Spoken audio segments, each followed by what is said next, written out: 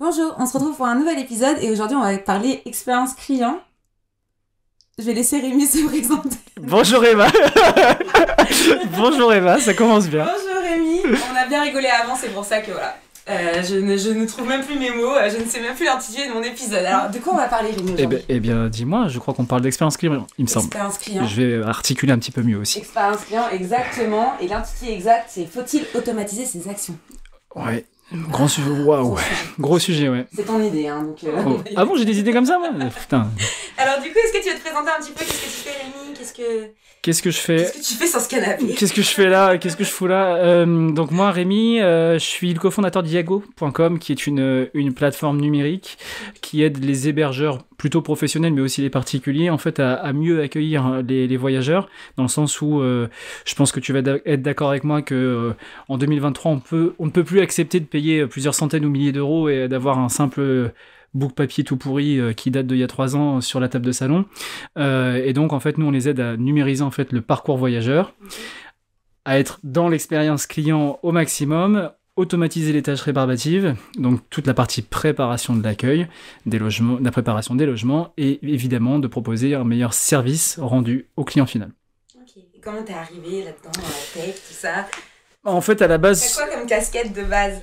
À la base, bon, je suis un gros geek depuis que je suis tout petit. Ouais. Ça, c'est un peu le défaut. J'ai toujours été très fan des technologies et ce qui m'a poussé à plonger dans cet univers.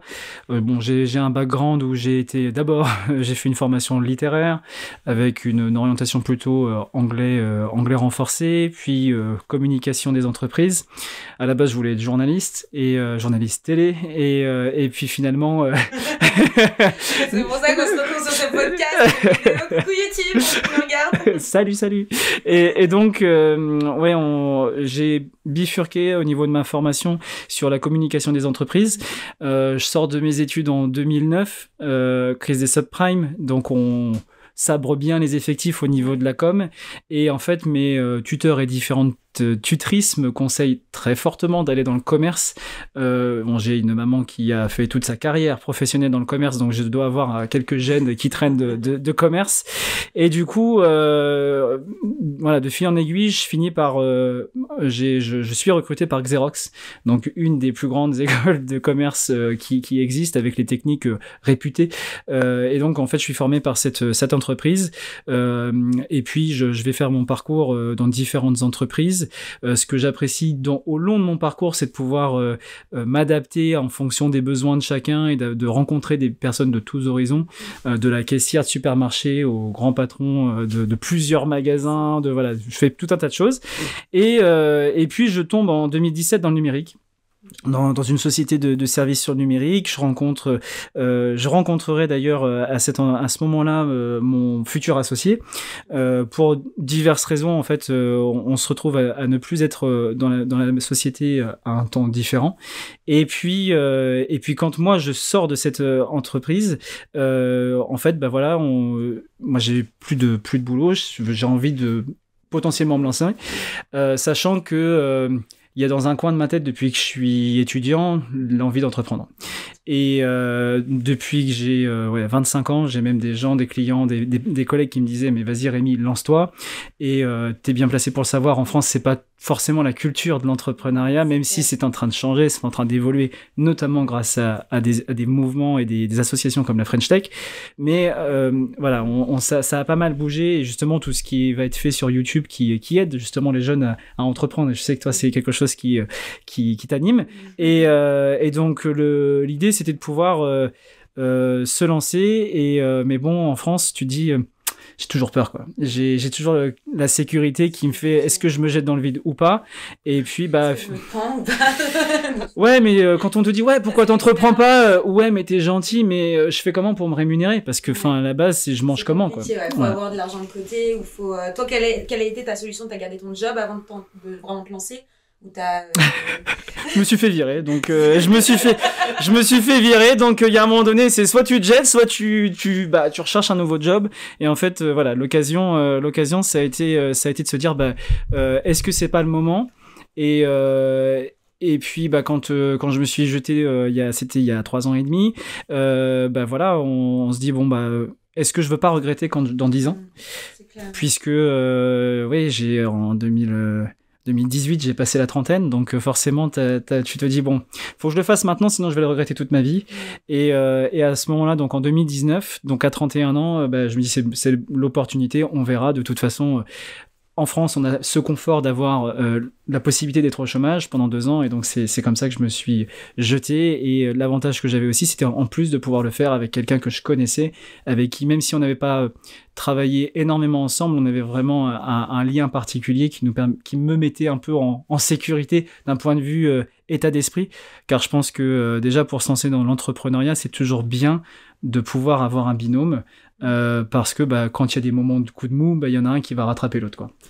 Je suis totalement d'accord avec ça, et d'ailleurs c'est toujours une question qu'on se pose, est-ce qu'il faut un binôme, est-ce qu'il faut un associé, est-ce que tu te lances en solopreneur? C'est vrai que c'est toujours...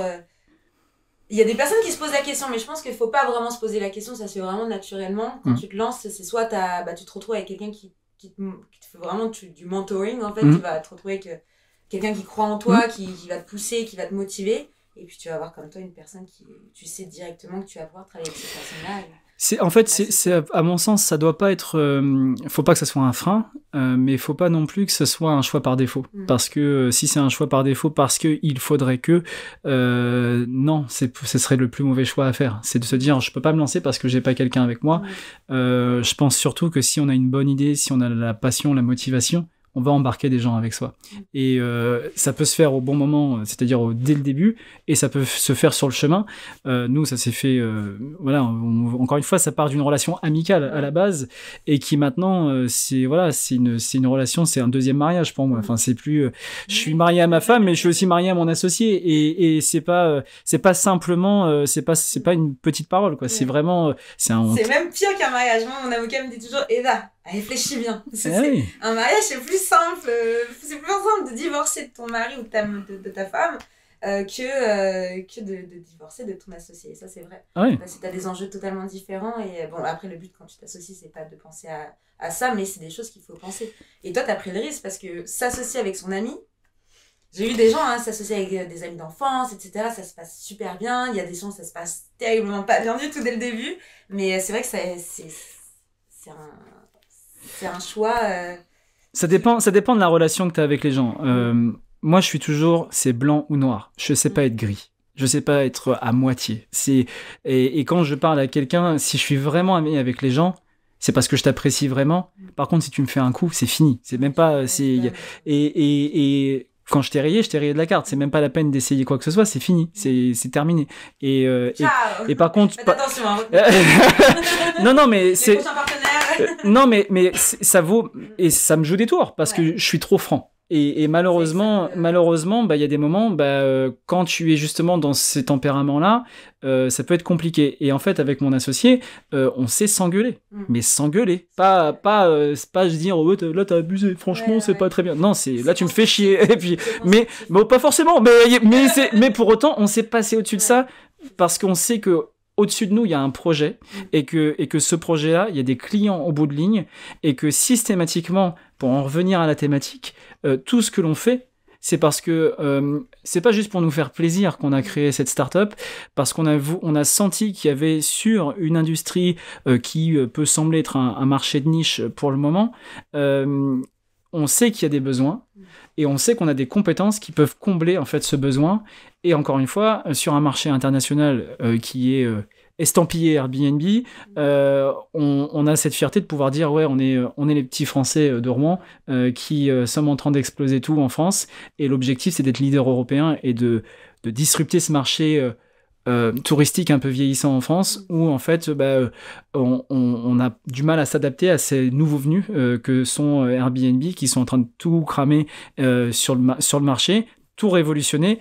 Et c'est comme en fait maintenant c'est fini en fait. Si tu peux pas te dire, même s'il y a des réglementations, c'est fini. Les gens, ils ont, comme on dit, comme disent les jeunes, ils ont plié le game dans le sens où tu pourras, même si tu fais de la réglementation, il y aura des adaptations, mais tu n'effaceras pas Airbnb. Ils ont changé la donne du tourisme, donc il va falloir faire avec, et donc innover avec cette nouvelle donne.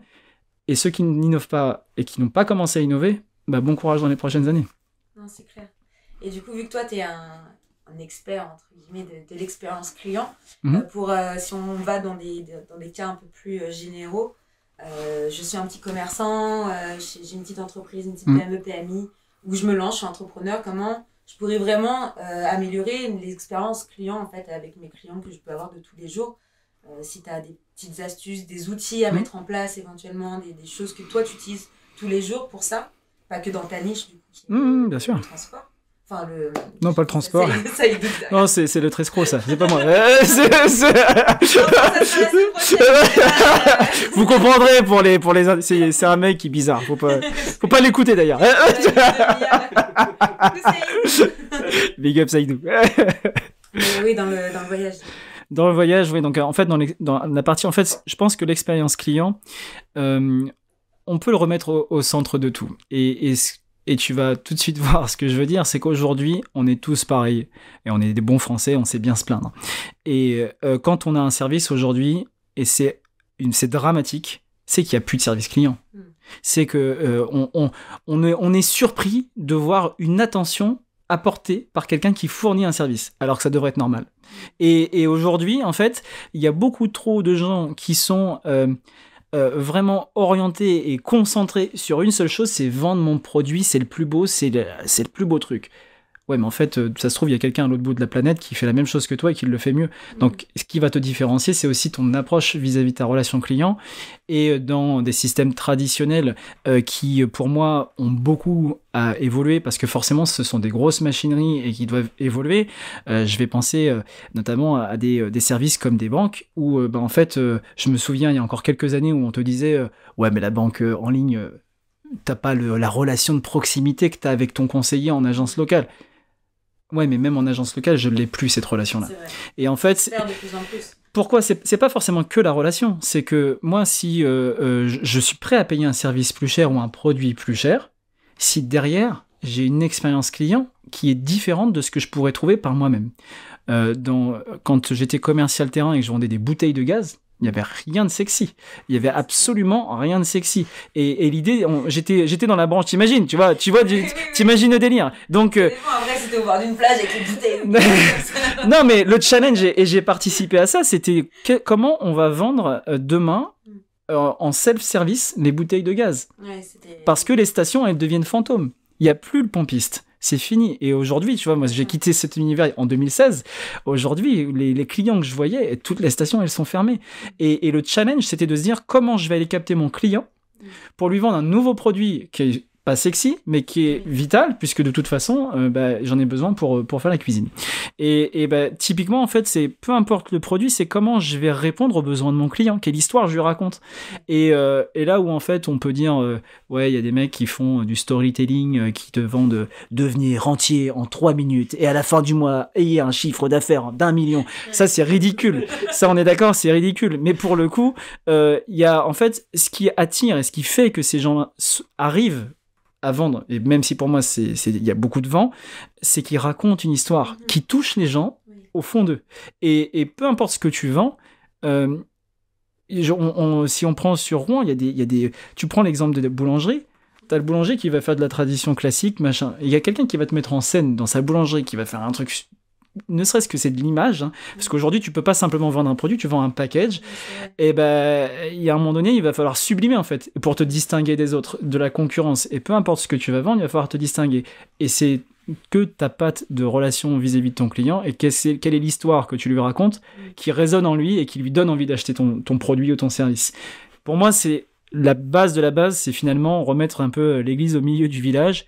Satisfaction client, j'ai rien inventé, j'ai juste dit comment je vends ? J'essaie de contenter mon client. Après, on peut pas dire oui à tout pour les clients, mais pour la base première, c'est je sais quel est ton problème et voilà ce que je t'apporte pour résoudre ton problème. Et ça, j'ai rien inventé, quoi. Non, mais c'est clair. Et c'est vrai dans les réseaux sociaux, c'est vrai dans le numérique évidemment, mais si je prends une phrase d'un des potentiel client que j'aurais, qui est un grand groupe français dans le voyage, qui me disait, mais en fait, ce qui est génial avec vous, vous avez rien inventé, vous avez juste été malin, vous avez centralisé 3 logiciels que j'utilise sur 3 interfaces différentes et qui contraignent mes équipes, qui contraignent mes équipes à devoir s'adapter, alors qu'en fait, ce sont les logiciels qui n'ont pas pensé à notre réalité du terrain. Et en fait, moi, je me bats quotidiennement sur le fait de comment tu peux proposer un service sans penser à ce que ton client fait tous les jours. C'est vrai que c'était pas le bon exemple de donner des commerçants, ça peut l'être aussi, mais c'est vrai que l'expérience client que tu vas avoir ou que tu vas devoir connaître, comment ça s'est passé, etc., toutes les recherches que tu vas faire, ça va pas être la même chose pour une grosse boîte, une grosse compagnie qui va vendre des services en ligne, par exemple, que quelqu'un qui va vendre un produit. Après, ça reste quand même super important, la satisfaction client, et de vérifier quand même qu'est-ce qui a été, qu'est-ce qui n'a pas été, et pourquoi la personne ne revient pas chez moi aussi.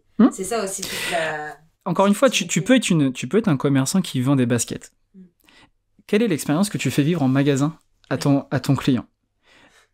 Non. Je pense rien à voir, je pense à Zara. C'est vrai que la boutique Zara, c'est vraiment la boutique que tout le monde critique. Mais c'est un truc de ouf. Je sais pas si vous voyez un peu les vidéos sur les réseaux sociaux. Les gens ils disent non mais sérieux, les filles chez Zara, elles sont recrutées parce qu'elles tirent la gueule, tu vois. Mais non, mais c'est comme dans un restaurant. Il y a pas longtemps, il y a pas d'expérience client. Quoi. Mais il y a un moment donné, c'est que je vais te donner un autre exemple. Un restaurant. Il y a pas longtemps de ça, il y a 2 mois, je suis allé au restaurant, un petit restaurant avec ma femme. On se fait une soirée tranquille, on n'a pas les enfants pour une fois. Youpi, notre moment. Tu vois, tu dis c'est notre moment. T'arrives, t'as la serveuse qui fait tout sauf son boulot. Quand je dis tout sauf son boulot, c'est un bordel dans le restaurant. Il y a aucune table qui est débarrassée, aucune. Elle est toute seule au service. Ok, il y a des mecs qui sont en cuisine. On n'est pas encore au dessert. La nana, elle vient pas éplucher sa clémentine à côté de moi. Mais arrête. Je te jure. Je te jure. C'est du vécu. Je pas prête cette histoire. Mais si. Et là, tu te dis, et la nana, et là, en fait, moi, je me retiens. Je dis, bon, Rémi, vas-y, passe ton moment, tu vois. C'est moi qui suis obligé de l'appeler pour qu'elle vienne prendre ma commande de dessert. Là, tu te dis, ok, bon. Et puis à la fin, le moment fatidique, où tu viens payer. Alors, tout s'est bien passé ? Non, posez pas cette question. Et là, la nana choquée. Mais non, mais il y a un moment donné... et elle était choquée, parce qu'en fait, elle était tellement dans son truc. Il y a un gars qui normalement travaillait avec eux. Non, mais un sketch. Hein. Le gars, il était en repos. Le soir, il vient. Il parle avec la serveuse. Il est à côté de notre table. Hein. Et moi, je lui dis, mais vous faites quoi ? Non, mais moi, je travaille ici, mais là, je savais pas quoi faire, donc je suis venu. Ah, donc en fait, c'est un espace de rencontre ici, ou c'est quoi ? Et t'étais dans le restaurant, et en fait, ce qui me tue aujourd'hui, et là, je te donne un exemple de ce que j'ai pu vivre dans un resto, mais ça peut être la même chose dans un magasin où les gens te disent pas bonjour quand tu rentres, ou, alors, ok, il y a les clients qui disent pas bonjour, mais à la limite, c'est aux commerçants aussi de faire la démarche, de dire bonjour. On voit la cassette commerciale, là, quand même. Voilà, mais il y a un moment donné, mais faut aller vers le client. Si tu veux que le client te renvoie des bonnes ondes, à toi de lui envoyer aussi des bonnes ondes. Et à un moment donné, je ne peux pas concevoir que tu fasses quelque chose qui finalement, si t'es dans la restauration, pour moi c'est un métier de passionné, casse-toi quoi. Il y a un moment donné, si t'as pas envie de faire ça, va faire autre chose quoi. Va faire autre chose où t'es pas en contact avec de la clientèle. Et là, j'en veux un peu au patron qui contrôle pas ça finalement, parce que on est en plus sur la thématique du boss, hein, là, typiquement. Là, c'est du management, ça c'est encore autre chose. Mais voilà. Il n'arrive pas à contrôler ses employés, c'est. Voilà. Tu les vires quoi. Mais c'est pas une freedom quoi. Mais non. Allez, on encourage à licencier tout le monde. Allez, c'est parti. Ils sont super sympas la French Tech. Hein. Non, mais l'idée c'est, enfin, je ne peux pas concevoir, peu importe le domaine, qu'on ne pense pas aux clients. Il y a un moment donné dire ouais, t'as vu. Mon produit c'est le plus beau, c'est le côté j'ai la plus grosse, on s'en fout quoi. Il y a un moment donné, c'est pas mais non mais il y a un moment donné il faut aussi se dire et pourquoi il y a certaines startups qui vendent un truc qui explose, c'est juste parce qu'ils ont tout compris. C'est que on fait un truc bien, mais on répond précisément à un problème de notre client. Et peu importe que ce soit du numérique ou non, en fait, je peux te prendre aussi l'exemple des chaussures. Je sais pas si tu as vu Nike. Alors ça, pour le coup, c'est pas cette marque-là. Mais Nike est en train, enfin moi, il y a 2 ans maintenant, au moment du confinement, ils étaient en train de mettre des concept stores où en fait, tu prends rendez-vous. Et tu prends rendez-vous pour avoir quelqu'un qui est dédié à toi. Et du coup, en fait, ils apportent une expérience unique. Et tu te sens, t'as beau être monsieur, madame Michu, peu importe, t'as ce côté unique en fait. Et c'est ça que j'aime dans l'expérience client, c'est comment faire en sorte d'automatiser des choses pour que l'expérience client soit unique à chaque acte d'achat ou à chaque rencontre que je peux faire avec mon fournisseur de service ou le commerçant qui va me vendre quelque chose. Bah écoute, franchement, je pense que pour les chefs d'entreprise qui vont écouter ce podcast, ils vont peut-être se reposer la question de l'expérience client chez eux, que ce soit chez eux en boutique pour les personnes qui ont des endroits physiques ou même en ligne, hein, parce que l'expérience client, ça passe aussi par en ligne, le SAV, comment ça se passe, vérifier que tout le monde est content, que tout se passe bien, etc. J'espère qu'en 2023, ils vont mettre des actions en place. Est-ce que tu aurais un gros conseil à donner, vu que tu as un peu l'expérience terrain, tout terrain? Est-ce que tu aurais un gros point sur lequel il ne faut vraiment pas sauter pour 2023 sur l'expérience client? Satisfaction. Ouais, la satisfaction, c'est en fait, c'est compliqué parce que, je suis pas parfait. Mon organisation, en fait, ce qui est le plus challengeant dans cette tâche de se dire comment je repense mon business en étant customer centric, vraiment focusé sur la satisfaction client, c'est comment je suis organisé pour que chaque jour, dans ma journée, je résolve une solution qui pose problème à mon client et finalement, comment je vais pouvoir automatiser des choses qui peuvent être automatisées et comment je vais m'organiser aussi quotidiennement pour faire en sorte que je passe le moins de temps possible à faire des actions répétitives. Et ça peut être sur la constitution de devis. Typiquement, moi, avant, je faisais tous mes devis à la main. Et j'ai préféré automatiser via mon CRM la génération de mon devis qui va être payé via Stripe et ils vont prendre une commission, ok, mais je gagne 30 minutes par devis. Et donc, donc oui, ça me coûte un peu plus d'argent, mais ça me fait gagner énormément de temps où je peux multiplier en fait mon action. Et en fait, ça va être sur les envois de mails, ça va être sur donc quand on va contacter les clients, ça va être peut-être tu vois, mon challenge, tu vois, chez Yago en ce moment, j'ai de plus en plus de rendez-vous, plus en plus de prospects, de plus en plus de sollicitations, et la difficulté c'est de garder cette proximité, cet accompagnement avec mes clients. Et en fait, ce qu'on est en train de préparer, c'est de fournir tout un tas de petites vidéos en fait où je passe mon temps, tous les rendez-vous aujourd'hui, je passe mon temps à répéter toujours la même chose. J'ai pas de valeur ajoutée à le faire. J'ai pas de valeur ajoutée à répéter systématiquement la même chose. Donc ce que je veux faire, c'est de fournir avant le rendez-vous, et je sais qu'il y a mon copain derrière moi là qui fait la même chose. On voit en fait déjà des premières questions pour préparer le rendez-vous, et puis en même temps, voilà ce qu'on fait. Voilà ce qu'on peut vous fournir. Idéalement, à l'ère où tout le monde consomme de la vidéo, et la preuve, c'est qu'un podcast audio, il y a forcément à côté le podcast vidéo, parce qu'il y en a qui vont regarder plus la vidéo, ou d'autres qui vont courir et qui vont écouter l'audio. Mais on a ce côté, tiens, je te fournis du contenu. De toute façon, ta décision d'achat, quand tu viens me voir, elle est déjà quasiment faite. Elle t'as fait 70% de ton chemin tout seul. Reste à moi de faire la preuve que je suis la bonne personne, je suis la bonne société qui va répondre à ton besoin sur les 30 derniers %. On va finir la course ensemble. Et donc, quand je suis en rendez-vous face à toi, t'as bien vu le contenu que je t'ai partagé, t'en as pensé quoi? Et donc, du coup, parle-moi de toi. Non, j'ai pas regardé. Non, mais tu vois, mais c'est ça le risque. Mais ça arrive. Mais en fait, tu vas éviter aussi. T'auras les gens qui sont en retard, t'auras les gens qui regardent pas les contenus. Mais pour le coup, ça va enlever une masse de tous ceux en fait qui pourraient le regarder tranquillement, et c'est on va dire le challenge, c'est justement de leur donner suffisamment en amont mais pas trop tôt, et qu'ils soient connectés avec toi et qu'ils rentrent déjà dans l'expérience client sans même avoir déjà acheté ton produit ou ton service.